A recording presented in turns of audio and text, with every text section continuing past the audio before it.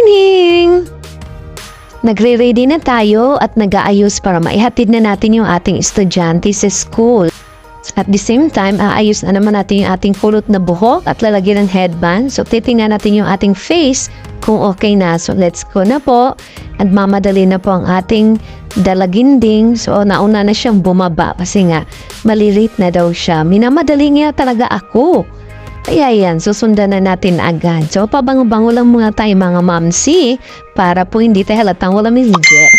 Let's go! So, ayan, nandito na tayo sa daanan at sasakay na tayo ng tricycle at dito na tayo sa school.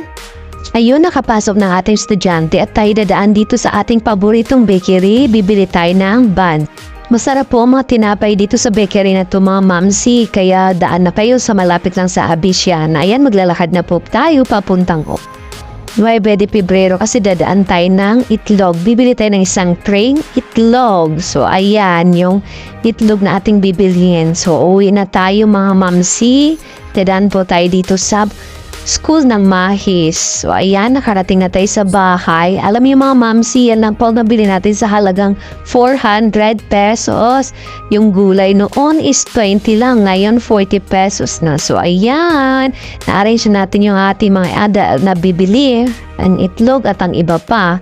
So, ayan yung ating malunggay. Hugasan natin ng maigi yan. Tapos, ating tatanggalin sa kanyang tangkay at ilalagay sa lagayan at mailagay sa ref.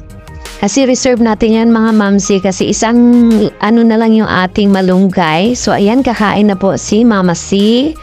Ayan, unang subo para sa inyo. Ayan, kutsinta. Kain po tayo. So kailangan po natin kumain kasi para hindi tayo magutom. So ayan, kumain pa ako ng isang kutsinta at saka isang puto. So, ayan, sarap ng kain natin dyan, no? Kasi masarap na naman po. So, ayan, puto na naman ang ating titirahin. Alam mo, masarap po yan. Mura lang, 20 pesos po isang tab.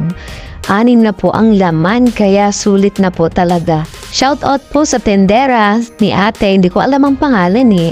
So, ayan, ating lang tapusin ang ating kinakain. And after natin kumain, mga mamsi, papahinga tayo pagkatas natin kumain, mga mamsi. So, ayan po. Kakainin ko lang muna at uubusin ito. And then, iinom na tayo ng ating tubig na may malunggay. So, ayan. So, aakyat muna tayo mga mamsi, no? Dito sa ating kwarto ng ating Junakis. Pubuksan natin kasi nilako po pala yan. So, ayan. Maglilinis po pala muna ako mga mamsi. Bago po tayo makapagpahinga ulit. So, linis-linis po muna para maganda ang pakiramdam pag malinis ang kapaligiran. So, ayan po. Yan lang po ang aking ma-share for today's video, mga kamamsi. Nawa po ay isupport niyo po ang aking video. Follow me for more video. Thank you for watching. Thank you for watching Blessed be Ryan. Bye!